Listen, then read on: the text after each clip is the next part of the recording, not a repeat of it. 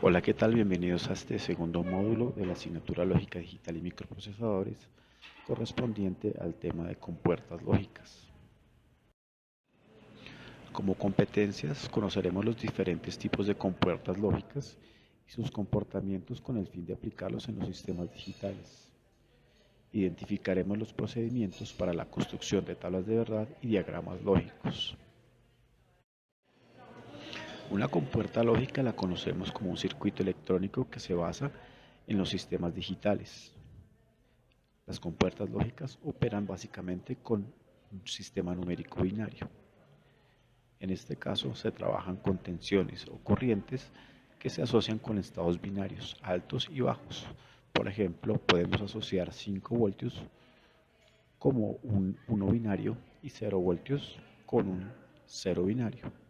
Estos valores no siempre tienen que ser los mismos, de todas maneras se acostumbran a utilizar estos niveles de tensión. En la imagen observamos un circuito integrado que corresponde a una compuerta lógica. En la actualidad estos tipos de integrados ya casi no se utilizan. Sin embargo, para fines académicos es válido identificarlos. Las compuertas lógicas se representan no solamente con niveles de corriente o de voltaje, se pueden trabajar también con interruptores abiertos o cerrados que corresponden a unos y ceros a las entradas, o lámparas o LEDs o display o indicadores para mirar la salida apagada o encendida representando niveles unos y ceros.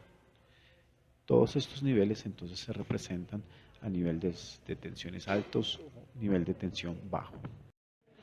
Por otra parte, las compuertas lógicas manejan unos niveles de tensión o de corrientes en donde se acepta un 1 binario o un bajo binario, o también encontramos un rango que es inaceptable, es decir, si yo tengo por ejemplo valores de voltaje entre 0 y por ejemplo 2 voltios, se podría representar como un nivel bajo, y niveles por ejemplo de 4 a 5 voltios como un 1 binario.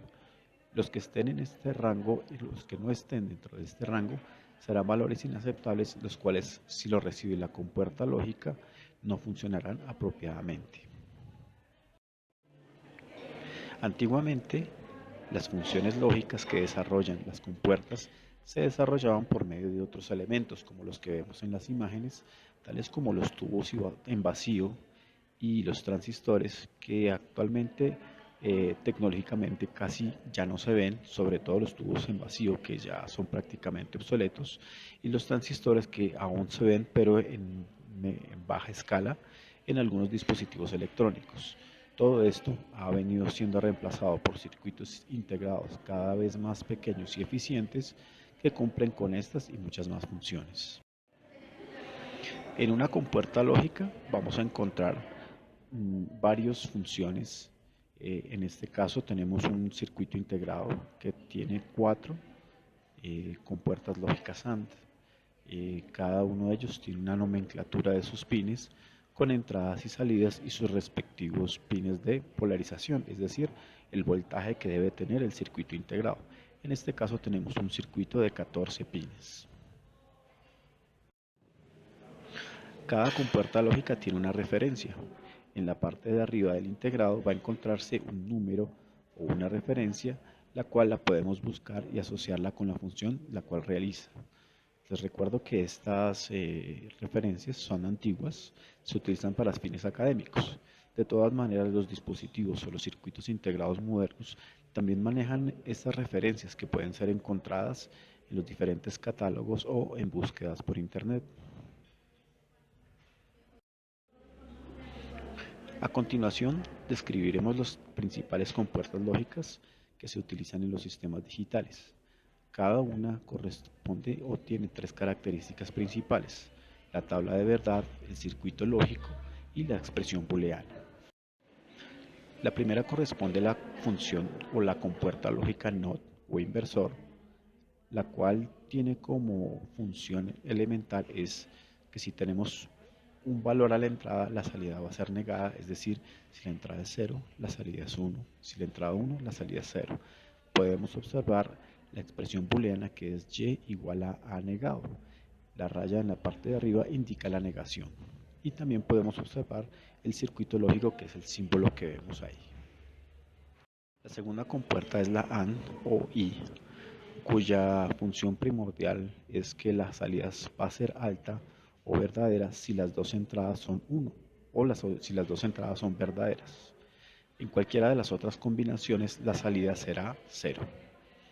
También observamos la expresión booleana, que es el producto y igual a y b, se leería y se escribiría como y a punto b. Igualmente observamos el circuito lógico. La compuerta lógica OR tiene como característica que la salida va a ser alto si alguna de las dos o las dos entradas están en alto. La única combinación en la cual va a ser 0 o bajo es si las dos entradas están en 0 o en falso. Se representa con el signo más, la expresión booleana, se lee y igual a o b. De igual manera vemos el circuito lógico. Finalmente encontramos la compuerta OR exclusiva o XOR, cuya función o tabla de verdad va a ser alta en el momento en que solamente alguna de las dos entradas esté en alto y la otra en 0. Si las dos entradas son bajas o las dos entradas son altas, la salida será 0. El símbolo de la expresión booleana la podemos encontrar ahí, es y, se lee y a x or b. El símbolo es el de la suma encerrado en una circunferencia. Como actividad propuesta, se sugiere elaborar las tablas de verdad y el circuito lógico, así como la expresión booleana, para las negaciones de cada una de las compuertas básicas, es decir, la compuerta NAND, la compuerta NOR y la compuerta XOR.